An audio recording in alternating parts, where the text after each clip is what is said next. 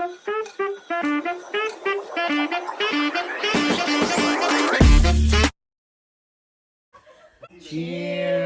Thank you. So, hello mga kalabs kong minamahal. Ayan po, mag-ano pala tayo ng strawberry. So, ang gagawin pala natin dito is, nakikita nyo ito mga kalabs. Ang gagawin natin dito is, tawag nitong, ipuprosin natin ito dahil pag gumagawa ka ng, mostly ang ginagamit ko itong strawberry pag gumagawa ako ng bakit ito ko nilagay yung top? Pag gumagawa ako ng smoothie, pag gumagawa ako ng, nagtataka siguro kayo bakit dito ko nilagay sa tray ito. Alam niyo ba kung bakit? Dahil ito ay pwede mong gawing tea. So, i-dry ko doon sa dehydrator natin, mga kalabs. Wala nang tapon-tapon ngayon at talagang pagkinabangan ang lahat dahil mahal ang bilihin ngayon. So gagawin ko itong tea mga kalabs. So ang gagawin ko dito is pag anuhin ko, separate ko sila sa mga plastic and then pag gusto nating gumawa ng smoothie, gusto nating gumawa ng cocktail, ganon. Pwede natin itong gamitin na kalabs. Ayan, so madiskarte ka dapat talaga dito, lalo na dito ang mahal ng bilihin. So ito pala ang nabili ko isang box is murang-mura lang ito. Murang-mura lang talaga itong pagbili ko. I mean, mostly ito mga nasa 32 euro. Pero nung time na yun, pasira na sila, binigay na lang sa akin ng 20. So napakamura talaga. Mura talaga ang pagkabili ko nitong ating strawberry. So ayan, kaya ilalagay ko siya sa freezer. Alam niyo ba mga kalabs, 11:35 na ng gabi. Buhay pa ako. Dahil di ba nga mag-isa pa din ako hanggang ngayon. So, sa mga previous vlog kung nakikita niyo na nag-iisa ako. So nag-iisa pa din ako hanggang ngayon. So ayan mga kalabs, yung ginagawa natin ay inaano ko itong niya. Hindi ko tinatapon. Kasi noon tinatapon ko lang ito. Pero ngayon talagang nung binasa ko na dahil nung nag-study ako ng mga herbs, nag-study ako kung anong mga benefits ng ganitong strawberry ng strawberry. So wag daw itapon, ganun. So yun, ang dami talagang mga benepisyong pinagtatapon lang pala natin minsan ba. So ayan mga kalabas, tapos di ba mayroon akong mga strawberry. So hindi ko pa na-pick up yung mga dahon ng strawberry kasi isa din yun na gagawin ko ding tea. So pwedeng ito, so strawberry tea, so ganyan. So ang gagawin ko is i-dehydrate ko ito and then doon maaano mo na yung lasa ng strawberry nito. Grabe ang benepisyo nito. Try niyo hanapin sa Google ang benepisyo nito. Sobra talaga. I mean nakakano. So mga ganyan lang ang kadami ang ilagay ko sa plastic, tapos mamaya i-freezer ko lang yan siya. Yun ang gagawin natin mga kalabs. O diba? So madiskarte lang talaga tayo dito mga kalabs. Lahat, pati yung mga cubes, ako lang mismong gumawa. So, abangan nyo minsan pag gumawa ako ng cubes. Meron nga ako dito, itong lehte na ito. Binigay ito nung, herbs yan eh. Hindi siya celery, pero ibang klase siya. Binigay yan nung kaibigan ko. So, kailangan ko lang bumili ng ibang mga ingredients para magawa ko yung yung cubes. Kasi hindi na ako bumibili ng cubes kasi alam niyo ba mga kalabs, yung cubes napakamahal. Super mahal ang mga cubes. So at saka hindi lang sa mahal yung cubes, yung mga meat cubes, chicken cubes, vegetable cubes, yun sobrang mahal. At saka yung may marami kasi silang mga nilalagay na mga chemical or something na mga preservatives na hindi maganda sa katawan. So, ang ginagawa ko is, ako na lang mismo ang bumili ng mga gulay, lalo na pag mayroong medyo sale bang mga gulay, mga kalabs. So, pag nag-sale ang mga gulay, ang ginagawa ko mga kalabs is, mga ginagawa ko sa mga sale na gulay, yun ang ginagawa kong cubes. Kailangan talagang dumiskarte, lalo na ngayon na sobrang mahal ang mga bilihin. Mag-isip ka talaga ng makatipid, mag-isip ka talaga ng ano bang maganda para sa katawan. So parang healthy ka palagi, ano bang kakainin, ganun, mag-ingat sa kinakain, ganun. At yun, iinom ng, hindi pa pala ako nakainom ng tubig. Kailangan akong uminom pa ng tubig kasi sobrang init. So, kailangan natin uminom ng maraming tubig. So, ayan, kasi lalo na pag tatlo kami, si Vincent mahilig talaga yun sa cocktail na, unalcoholic cocktail naman ang ginagawa ko. So, mahilig talaga siya, lalo na sa strawberry. Parang ano siya, parang smoothie style lang ba siya. Pero pag nasa frozen yung strawberry, di ba parang mayroon, para siyang sorbete. Parang ganun, sorbete ang kalabasan ng ating strawberry smoothie. So, yun, pag gumagawa ako, gusto talaga ni Vincent. Minsan nag-ano lang siya. Minsan nagpapalit-palit din kami. Gumagawa din ako ng mangga, ganun, mangga flavor. Kasi, pero yung mango talaga mga kalagdal, di ba, hindi man yan tumutubo dito sa Finland, hindi mo din nabibili yan. So, ang ginagawa ko sa mangga is, yung frozen na ang binibili ko na mangga. Ayan. So, ayun. Ayun ang ating, tawag nitong,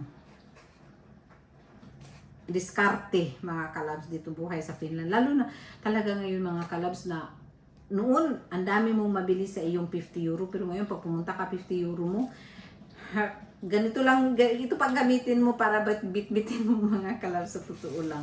Sobra talaga, as in, sobra talagang kamahalan ang pero ang ano ko lang, pasalamat lang ako sa Diyos na healthy kami at walang sakit, ganun. Yun ang pinaka-importante at saka kaya pa din namin bumili ng mga pagkain kahit papaano. So, mahirap na akong, halimbawa noon, madali akong nagbibigay ng pera sa aking mga pamangkin, ganun. Minsan,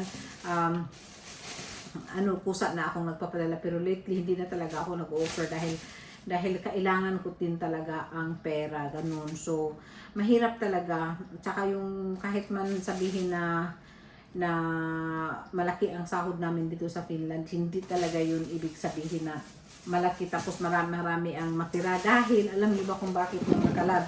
Hindi matitira ang pera dahil so sa mahalin na bilihin, sa mahalin ng kuryente, sobrang mahal, ang tubig, nagsitaasan na po, tapos ang garbage kaya mga kalabs ay may bayad din yan. Pag nagtapon kami ng garbage, may monthly payment din kami yan. Walang free dito talaga mga kalabs. Tapos dalawa yung sasakyan, so ang insurance, ang gasolina, syempre lahat talaga. So everyday talagang minus, talagang kikilos ka dito, palaging minus mga kalabs.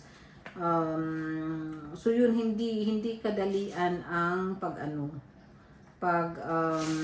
mamumuhay dito sa Finland. Sa maraming nagsasabi, mayaman, hindi talaga. I mean, katamtaman lang naman. Pero ibig sabihin na makikita na nabibili ang lahat, ganun, hindi ibig sabihin na mayaman na, kundi kaya lang sa buhay, kaya lang naming mabuhay sa sarili naming kita. Yun ang namin dito sa Finland. At sumisikap lang naman tayo, nagtatrabaho para may masahod at para may mapambili ng pagkain na gusto mong kainin at saka para mabayaran mo yung mga bills mo.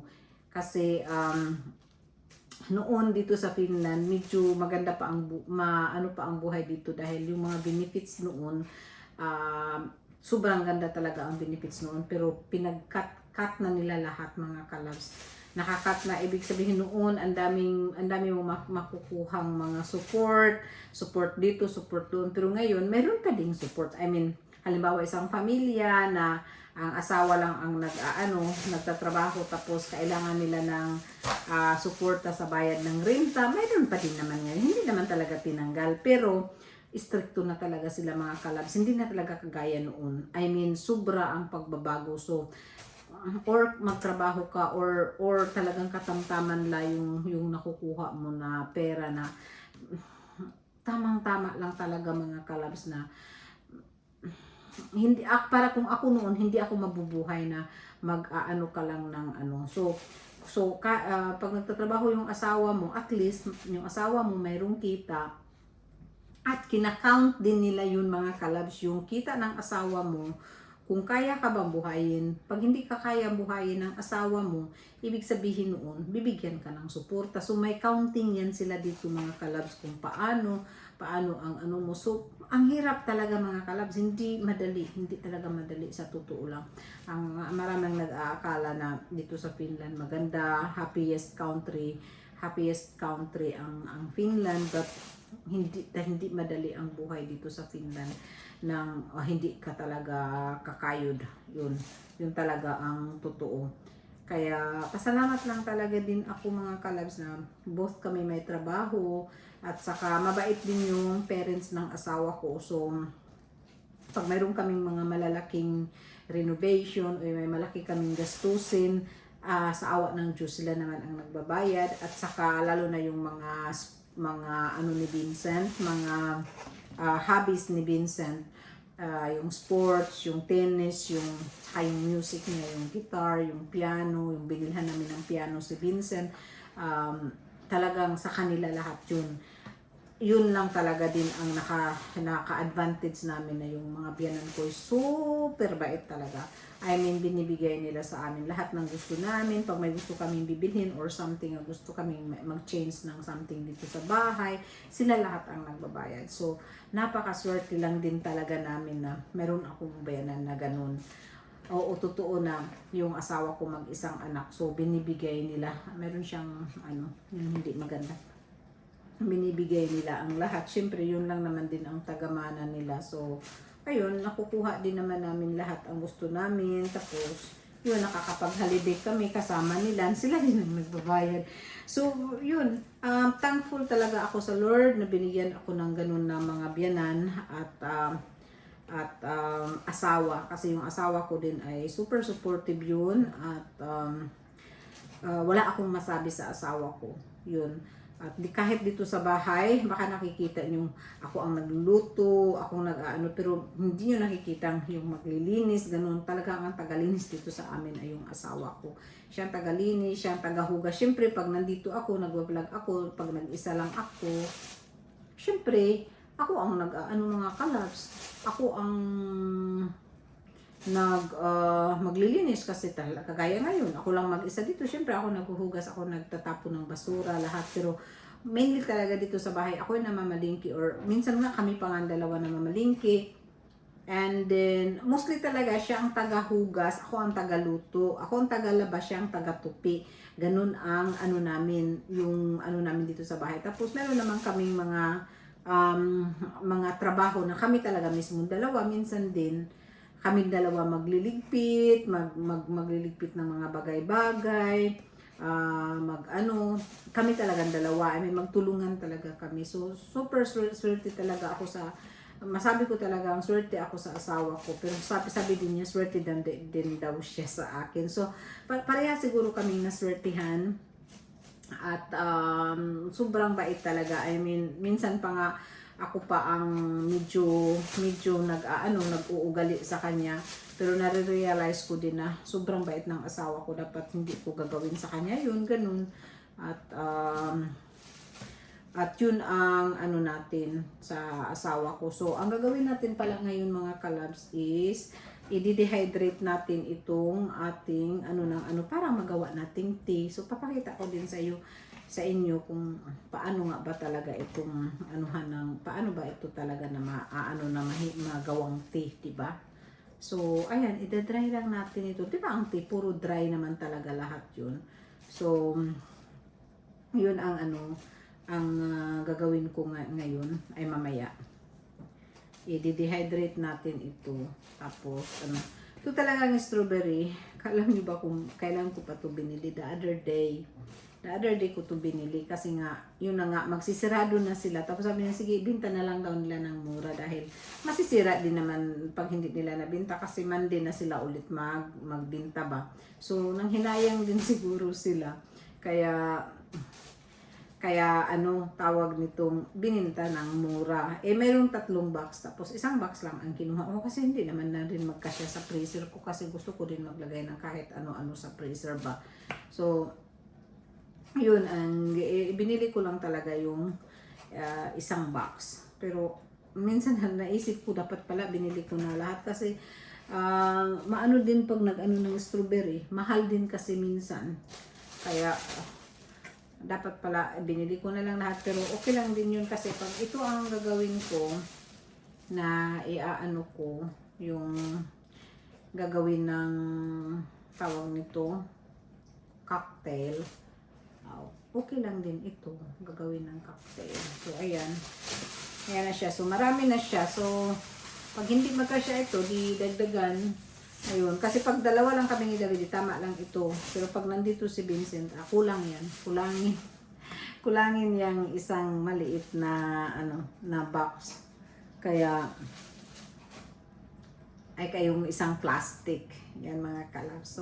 So, marami pa lang salamat sa lahat ng ating nanonood, sa lahat ng may baguhan dyan. Please subscribe sa ating channel.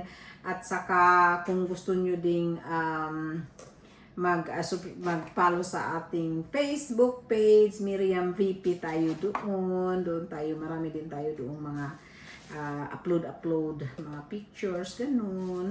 Ganap-ganap sa buhay, ganun lang. So, ayun.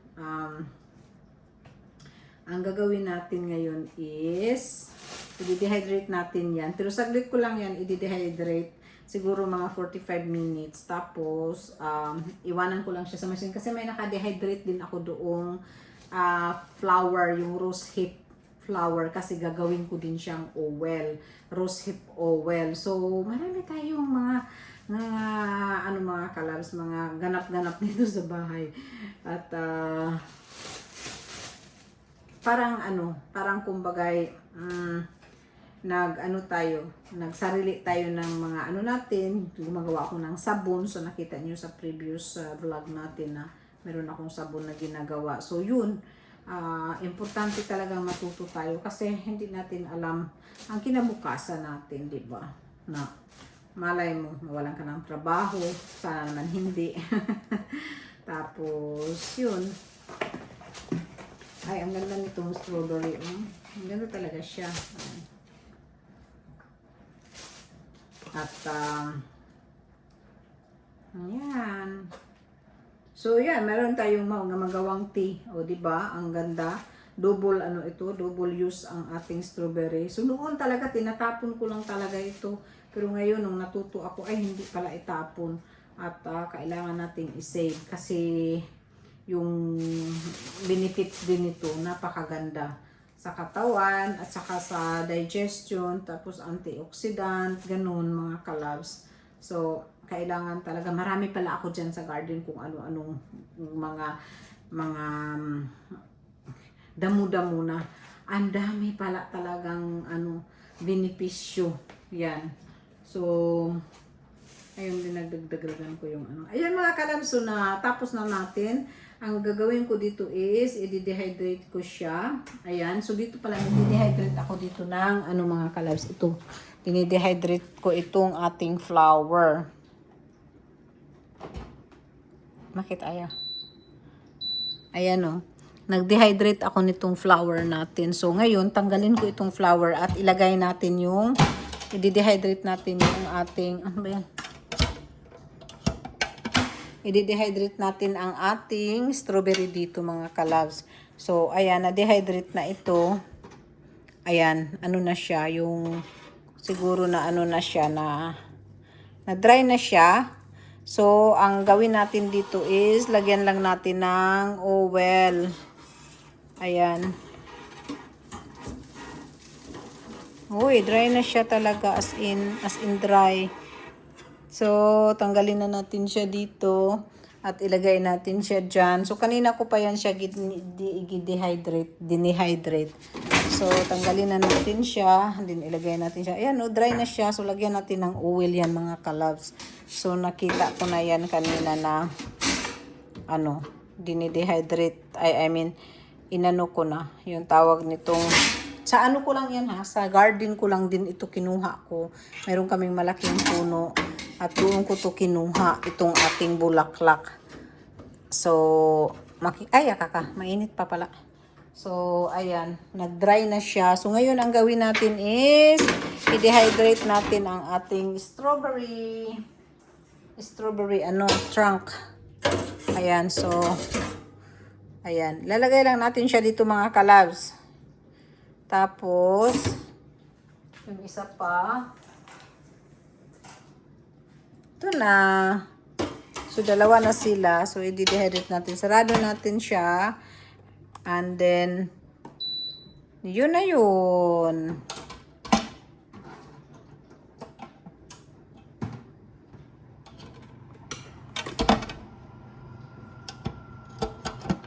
Ayan.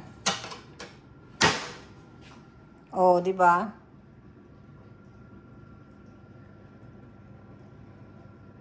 Ayan. So, yun lang mga kalabs. Thank you for watching. Thank you for watching. I love you all. Bye!